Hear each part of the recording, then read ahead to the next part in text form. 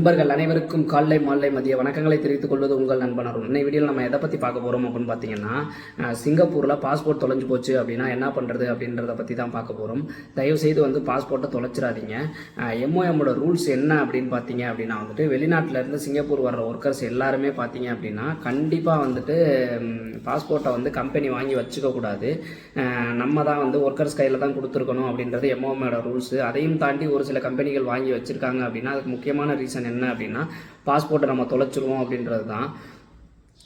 அதனால தான் வந்து நிறையா கம்பெனி வாங்கி வச்சுருக்காங்க. ஆனால் எம்ஓஎம் ரூல்ஸ் படி பார்த்தீங்கன்னா பாஸ்போர்ட்டை வாங்கி வைக்கக்கூடாது. ஓகேங்களா, உங்கள் கையில் தான் கொடுத்துருக்கணும். அப்படி நம்ம கையில் இருக்கையில் எங்கேயாவது நம்ம வெளியில் எடுத்துகிட்டு போனாவோ இல்லை ஏதாவது நம்ம ரூம்லேயே வச்சு நம்ம மறந்துட்டாலோ ஏதாவது ஒரு வழியில் அந்த பாஸ்போர்ட் மிஸ் ஆயிடுச்சு அப்படின்னா என்ன பண்ணணும் அப்படின்றத தான் பார்க்க போகிறோம்.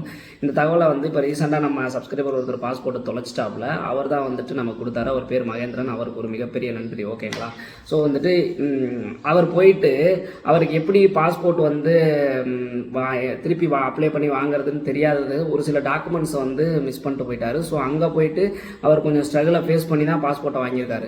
ஸோ அந்த ஸ்ட்ரகிளை நீங்கள் யாரும் ஃபேஸ் பண்ணப்போ நம்ம சப்ஸ்கிரைபர் வேறு யாரும் ஃபேஸ் பண்ணக்கூடாது அப்படின்றதுக்காக அவர் டீட்டெயிலை வந்து ரொம்ப தெளிவாக சொல்லியிருக்காப்புல. ஸோ என்னென்ன டாக்குமெண்ட்ஸ் வேணும், தொலைஞ்சு போச்சு அப்படின்னா நம்ம அடுத்த ஸ்டெப் என்னென்ன பண்ணணும் அப்படின்றது எல்லாத்தையுமே விரிவாக இந்த வீடியோவில் பார்த்துருவோம். தயவுசெய்து இந்த வீடியோ பிளேலிஸ்ட்டில் போட்டு வச்சுக்கோங்க, சேவ் பண்ணி வச்சுக்கோங்க. கண்டிப்பாக உங்களுக்கு ஒரு நாள் யூஸ் ஆகும். ஓகேங்களா, ஓகே.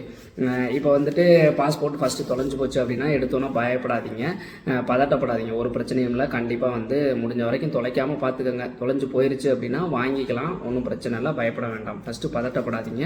அடுத்தது என்ன பண்ணுறீங்க அப்படின்னா, உங்களோட கம்பெனிக்கு இன்ஃபார்ம் பண்ணுங்கள். உங்கள் கம்பெனிக்கு இன்ஃபார்ம் பண்ணிட்டீங்க அப்படின்னா உங்கள் பாஸ் வந்து போலீஸில் போய் கம்ப்ளைண்ட் பண்ண சொல்லுவாங்க. லோக்கல் போலீஸ் ஸ்டேஷன் இருக்குது பார்த்தீங்களா, சிங்கப்பூரில் நீங்கள் இருக்கிறதுக்கு உங்கள் ஏரியாவுக்கு பக்கத்துலேயே லோக்கல் போலீஸ் ஸ்டேஷன் இருக்குல்ல, அங்கே போயிட்டு நீங்கள் கம்ப்ளைண்ட் ஃபைல் பண்ணிடுங்க. இந்த மாதிரி என்னோட பாஸ்போர்ட் தொலைஞ்சு போச்சு அப்படின்னு சொல்லிட்டு உங்களோட ஒர்க் பர்மிட்டை வச்சுட்டு நீங்கள் போகலாம். பாஸ்போர்ட் நீங்கள் எப்பயுமே கண்டிப்பாக பாஸ்போர்ட் ஜெராக்ஸ் கையில் வச்சுக்கோங்க. அதே மாதிரி உங்கள் இமெயில் ஐடியிலையோ எதுலையாலும் கண்டிப்பாக உங்களோட பாஸ்போர்ட் ஜெராக்ஸ் உங்கள்கிட்ட இருக்கணும். பாஸ்போர்ட் ஜெராக்ஸே இல்லைன்ற மாதிரி சொல்லிடாதீங்க. ஓகேங்களா, அப்படி இல்லைனாலும் உங்கள் கம்பெனியில் கண்டிப்பாக உங்களோட பாஸ்போர்ட் ஜெராக்ஸ் இருக்கும், பிடிஎஃப்ல இருக்கும். அதை வந்து ஒரு பிரிண்ட் அவுட் போட்டுக்கோங்க. போட்டு பாஸ்போர்ட் ஜெராக்ஸை வச்சு கம்ப்ளைண்ட் பண்ணிடுங்க. உங்களோட பாஸ்போர்ட் நம்பர் எல்லாத்தையும் கம்ப்ளைண்ட் பண்ணிவிட்டு 1 வீக் வெயிட் பண்ணுங்கள். ஓகேங்களா, ஏன்னா அந்த 1 வீக்கில் வந்து போலீஸ் வந்து உங்கள் பாஸ்போர்ட்டை கண்டுபிடிக்க முயற்சி பண்ணுவாங்க, சிங்கப்பூர் போலீஸு.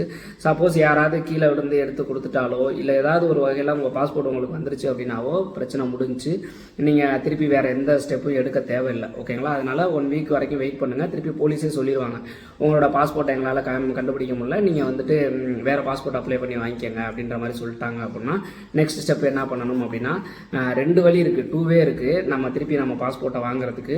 ஒன்று பார்த்தீங்க அப்படின்னா வந்துட்டு டேரெக்டாக பிஎல்எஸ் இன்டர்நேஷனல் அப்படின்னு சொல்லிட்டு நம்ம சிம்லிம் ஸ்கொயரில் இருக்குது. ஆல்ரெடி நம்ம பாஸ்போர்ட் ரினியூவலுக்குலாம் வீடியோ போட்டிருக்கோம். அங்கே போனோம்னா ரினியூவல் பண்ணிக்கலாம் ஈஸியாக அப்படின்ற மாதிரி.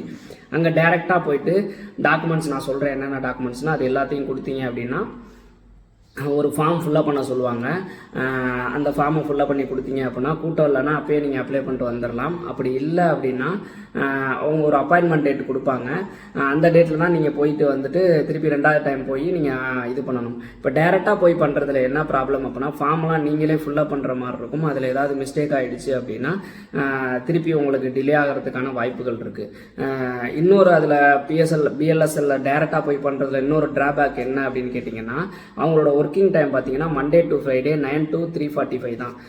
ஸோ வந்துட்டு நீங்கள் 2 நாள் லீவ் போடுற மாதிரி இருக்கும், உங்களோட வேலை பாதிக்கும். ஓகேங்களா, இன்னொரு வழி என்ன அப்படின்னு கேட்டிங்கன்னா, அந்த பிஎல்எஸ் இன்டர்நேஷனல் இருக்கிறது நம்ம சிம்லிம் டவர் தேக்கால, அதுக்கு ஆப்போசிட்லேயே பார்த்தீங்க அப்படின்னா ஐடி வேர்ல்டு அப்படின்னு சொல்லிட்டு ஒரு கம்ப்யூட்டர் சென்டர் இருக்குது. ஓகேங்களா, இப்போ நம்ம சப்ஸ்கிரைபர் வந்து அங்கே தான் போயிருக்காரு. அதனால தான் இது வந்து பெய்டு ப்ரொமோஷனாக எதுவுமே கிடையாது.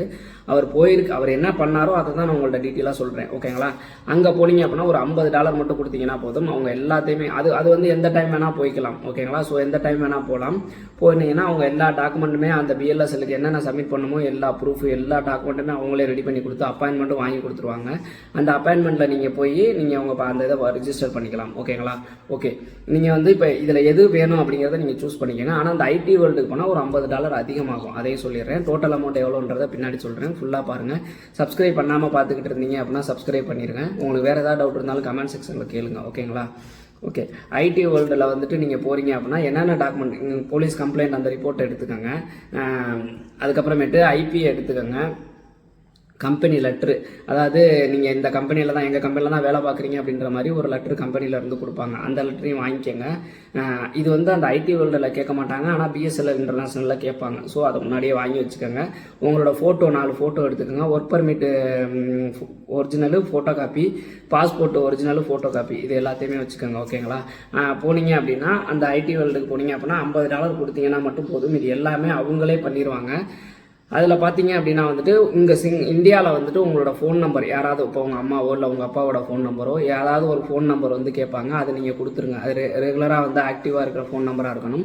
அதுக்கடுத்தது லோக்கல் போலீஸ் ஸ்டேஷன், அதாவது இப்போ நீங்கள் எந்த ஊர், உங்கள் தமிழ்நாட்டில் நீங்கள் எந்த ஊரோ அந்த ஊர் போலீஸ் ஸ்டேஷன், எந்த போலீஸ் ஸ்டேஷன் உங்கள் ரீஜியனில் வரும் பார்த்தீங்களா, அந்த உங்களுக்கு பக்கத்தில் இருக்க போலீஸ் ஸ்டேஷன் எதுவோ அந்த போலீஸ் ஸ்டேஷனோட டீட்டெயில்ஸும் கேட்பாங்க.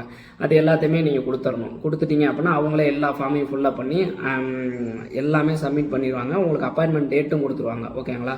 கொடுத்ததுக்கப்புறம் என்ன பண்ணணும்னா நீங்கள் அந்த அப்பாயின்மெண்ட் டேட்டில் பிஎல்எஸ் இன்டர்நேஷ்னல் அங்கே போகணும். ஓகேங்களா? அங்கேயும் சேம் இதே டாக்குமெண்ட்ஸ் தான்.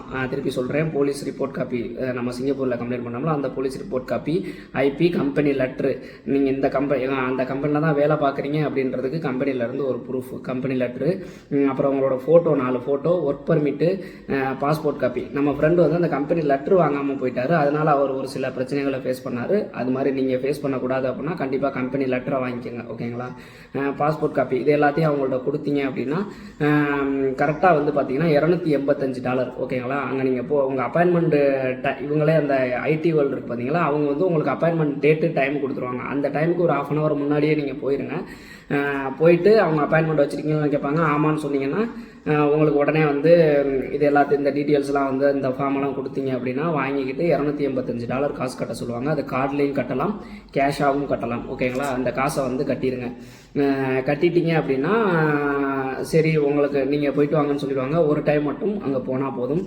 கிட்டத்தட்ட உங்கள் வேலை முடிஞ்சிருச்சு. அதுக்கப்புறம் இப்போ நீங்கள் அங்கே அப்ளை பண்ணிட்டு வந்துட்டீங்களா, அதுக்கப்புறம் 3லேருந்து ஒரு 4 நாள் கழித்து உங்களுக்கு வந்து இங்கே இந்தியாவில் உங்கள் police station, local police station இருக்குல்ல, இந்தியாவில் தமிழ்நாட்டில் நீங்கள் எந்த ஏரியாவில் இருக்கீங்களோ அந்த ரீஜியன், உங்கள் ரீஜியனுக்கு எந்த போலீஸ் ஸ்டேஷனோ அங்கேருந்து உங்களுக்கு ஃபோன் வரும். நீங்கள் அங்கே சிங்கப்பூரில் வந்துட்டு அந்த அட்ரஸ் போலீஸ் ஸ்டேஷனோட டீட்டெயில்ஸ் கொடுத்துருப்பீங்களா, அங்கேருந்து நீங்கள் யார் நம்பர் அங்கே கொடுக்குறீங்களோ அவங்க வந்து ஃபோன் பண்ணி, இப்போ உங்கள் அப்பா நம்பர் கொடுத்துருக்கீங்கன்னா உங்கள் அப்பாவுக்கு நம்ம லோக்கல் தமிழ்நாட்டு போலீஸ் ஸ்டேஷன்லேருந்து கால் பண்ணி இந்த மாதிரி உங்கள் பையன் வந்து பாஸ்போர்ட் என்கொயரி வந்திருக்கு வாங்கன்னு சொல்லுவாங்க. ஒரு சில பேர் நேராக கூப்பிடுவாங்க, ஒரு சில பேர் வீட்டுக்கு வருவாங்க. அது எப்படிங்கிறது அவங்கள அந்த போலீஸ் ஸ்டேஷன் அந்த போலீஸோட சுச்சுவேஷனை பொறுத்தது. நேராக கூப்பிட்டாலும் நீங்கள் போங்க. போய் அங்கேருந்து நேராக உங்கள் பையனுக்கு வந்து பேச சொல்லுவாங்க. நீங்கள் கால் பண்ணீங்க அப்படின்னா உங்கள் பையன் வந்து பேசணும். போலீஸ் வந்து சம் டீட்டெயில்ஸ்லாம் கேட்பாங்க. அது எல்லாத்தையும் அவர் சொல்லணும். சொல்லி முடிச்சிட்டாரு அப்படின்னா போலீஸ் என்கொயரி முடிஞ்சிடும். அங்கிட்டு ஒரு 10 daysல வந்துட்டு பார்த்தீங்க அப்படின்னா வந்துட்டு உங்கள் பாஸ்போர்ட் திரும்பி உங்கள் கைக்கு வந்துடும். ஓகேங்களா? இதுதான் வந்து பாஸ்போர்ட்டை வந்துட்டு நீங்கள் தொலைஞ்ச பாஸ்போர்ட்டை திருப்பி ரிட்ரைவ் பண்ணுறதுக்கான வழி. ஓகேங்களா?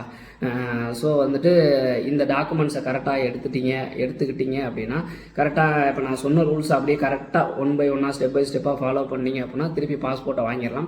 அடிக்கடி பாஸ்போர்ட்டை தொலைக்காதீங்க, பிரச்சனையாயிரும்.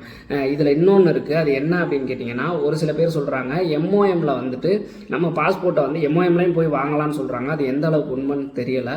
ஆனால் நம்ம பாஸ்போர்ட் வந்ததுக்கப்புறம் திருப்பி எம்ஓஎம்மில் போயிட்டு அப்டேட் பண்ணணும். நம்ம புது பாஸ்போர்ட் வந்திருக்குல்ல, அதை போயிட்டு எம்ஓஎம்மில் அப்டேட் பண்ணணும் அப்படின்ற மாதிரி சொல்கிறாங்க. இதுக்கு வந்துட்டு பார்த்தீங்க அப்படின்னா உங்கள் கம்பெனிலே உங்களுக்குன்னு எம்ஓஎம்மில் வந்து ஒரு அக்கௌண்ட் இருக்கும். ஸோ அவங்களே வந்து கம்பெனி மூலமாகவே அப்டேட் பண்ணிட முடியும் பாஸ்போர்ட்டை. ஓகேங்களா? ஸோ இதுக்கு நீங்கள் எம்ஓஎம் போக தேவையில்லை. இது எப்படிங்கிறத உங்கள் கம்பெனியில் நீங்கள் பேசி இந்த மாதிரி என்னோட புது பாஸ்போர்ட்டை அப்டேட் பண்ணிடுங்க அப்படின்ற மாதிரி சொன்னீங்கன்னா அவங்க அப்டேட் பண்ணிடுவாங்க. ஓகேங்களா? ஸோ இவ்வளோ தான் முடிஞ்ச வரைக்கும் தொலைக்காமல் இருங்க. அப்படி தொலைஞ்சிருச்சு அப்படின்னா இந்த ரூல்ஸை கரெக்டாக ஃபாலோ பண்ணீங்க அப்படின்னா ஈஸியாக வந்து நீங்கள் பாஸ்போர்ட்டை திரும்ப பெற்றுவிடலாம். இதில் ஏதாவது டவுட் இருந்துச்சு அப்படின்னா கேளுங்க. இந்த தகவல் உங்களுக்கு பிடிச்சிருந்துச்சுன்னா ஒரு லைக்கை போட்டுட்டு வீடியோவை பாருங்கள். கடைசி வரைக்கும் வீடியோவை பார்த்துருந்தீங்கனாலும் கமெண்ட் செக்ஷனில் சொல்லுங்கள். வேறு யாரும் இது மாதிரி நீங்கள் ஸ்ட்ரகிளை ஃபேஸ் பண்ணியிருக்கீங்களா, நீங்கள் எப்படி எடுத்தீங்க உங்கள் பாஸ்போர்ட்டை திருப்பி வாங்கினீங்க அப்படின்றத சொல்லுங்கள். அடுத்த வீடியோவில் பர்மிட் தொலைஞ்சு போச்சு அப்படின்னா என்ன பண்ணணும் அப்படின்றதையும் நான் வீடியோவாக போடுறேன். வேறு என்ன, நத்திங். மீண்டும் ஒரு வீடியோவில் சந்திக்கும் வரை உங்களிடமிருந்து விடைபெறுவது உங்கள் நண்பன் அருண். பாய்.